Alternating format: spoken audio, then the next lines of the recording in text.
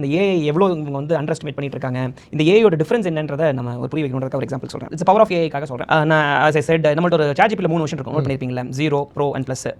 அது வந்து ஒரு 1000 வெர்ஷன், 0 வெர்ஷன் விட்டுருங்க, 1000 வெர்ஷன் ஒன்று, 10,000 வெர்ஷன் ஒன்று இருக்கும், 2 வெர்ஷன் ஒன்று இருக்கும். இந்த 2 வெர்ஷனில் நான் வந்து ஒரு கேள்வி கேட்டேன். அதாவது we almost decided we are going for FMCG, எல்லாத்தையும் பேசிட்டோம், எல்லாம் okay. So we decided Anirudh also. I put one thing, அதாவது நான் ஒரு ChatGPTல போய் ஒரு ப்ராம்ப்ட் கொடுக்குறேன். அதாவது I literally want to test ன்றக்காகவே அதை பண்ணேன். சரி, இந்த ப்ரோக்கு வந்து 20,000 வெர்ஷன் நான் வச்சிருக்கேன், 20,000 ஒரு வெர்ஷன் வச்சிருக்கேன், சப்ஸ்கிரைப் பண்ணி வச்சிருக்கேன். ChatGPTல 20,000 வெர்ஷன் இருக்கு, மாசம் 20,000 அதுக்கு. நான் என்ன பண்ணேன், ஒரே ப்ராம்ப்ட் தான். I want to bring Anirudh Ravichandar as a brand ambassador to my company.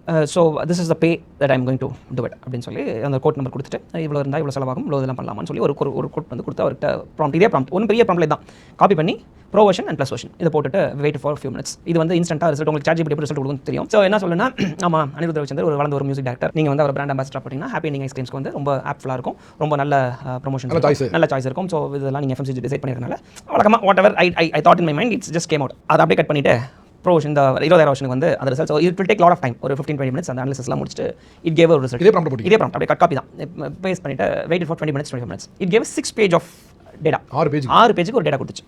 அதாவது என்ன சொல்லுச்சுன்னா, ஃபஸ்ட் பாயிண்ட், டோன்ட் எப்போதுமே பிராண்ட் அம்பாசிடர்னு ஒருத்தர் எடுக்காதீங்க. The reason is the brand அம்பாசிடரை தாண்டி அவங்களுக்கு ஒரு வேல்யூவை கொடுங்க, வேல்யூ டெலிவரி பண்ணுங்க. Because he like your ice cream very much, he knows the brand is very well. Why can't you ask him as a stakeholder? Exactly அதுதான், அங்கே இருந்தால் ஸ்டேக் ஹோல்டராக நீங்கள் ஏன் கேட்கக்கூடாது, அவர்கிட்ட கேளுங்க. ஸோ சின்ஸ் நான் உங்களுக்கு ஒரு சில டேட்டாவை தரேன், இந்த டேட்டாவை வச்சுட்டு தான் நான் இந்த டேட்டாவை சொல்கிறேன். Anirudh have invested on coffee company so and so this dateல இந்த வேல்யூக்கு இன்க்ரீஸ் பண்ணியிருக்காரு. இங்கேருந்து அவர் 6 monthsல அந்த கம்பெனியோட growth வந்து 10x இம்ப்ரூவ் ஆயிருக்கு. Here is the data, you can validate this. கமா ரீசெண்டாக ஒரு ஸ்கின் கேர் பிராண்டுக்கு அவர் இன்வெஸ்ட் பண்ணியிருக்காரு. That was the most search keyword in the Amazon search in the recent days. அவங்களோட சேல்ஸோட volume have been increased from this to this.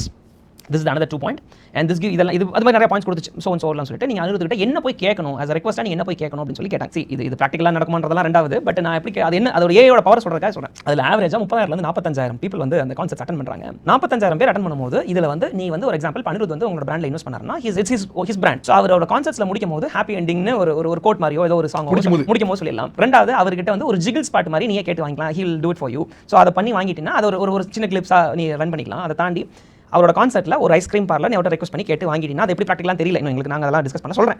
அதை வாங்கி வச்சுட்டீங்கன்னா அந்த க்ரௌடில் 10% ஆஃப் த பீப்பிள், அந்த concept start 4 o'clock around start ஆயிடுச்சுன்னா, நம்ம ஊரில் 90% ஆஃப் த டைம் செம்ம வெயில் தான். ஸோ அதனால் 10% ஆஃப் க்ரௌட் மட்டும் ஐஸ்கிரீமை வாங்கிட்டாங்கன்னா மட்டுமே நீ அவருக்கு கொடுக்குறேன்னு சொல்கிற காஸ்ட்டை வந்து, அவரோட பிராண்ட் அம்பாசிடருக்கு அவருக்கு கொடுக்குறேன் காஸ்ட்டை வந்து, இல்லை நீ அவர் ஸ்டேக் ஹோல்டர் ஆனதுக்கப்புறம் இதோட வேல்யூ வந்து இத்தனை எக்ஸ்ல இத்தனை மாதத்தில் நீங்கள் வெளியே எடுத்துடலான்னு டேபிள் காலம் போட்டு அடிச்சு கொடுக்குது. ஹைதராபாத்தில் நடந்தால் எவ்வளோ, சென்னையில் நடந்தால் எவ்வளோ, இது டிக்கெட் செல்லிங் ஃபாஸ்ட் எவ்வளோ, இது எவ்வளோன்னு சொல்லி இட் கிவ்ஸ் திஸ் டேட்டா.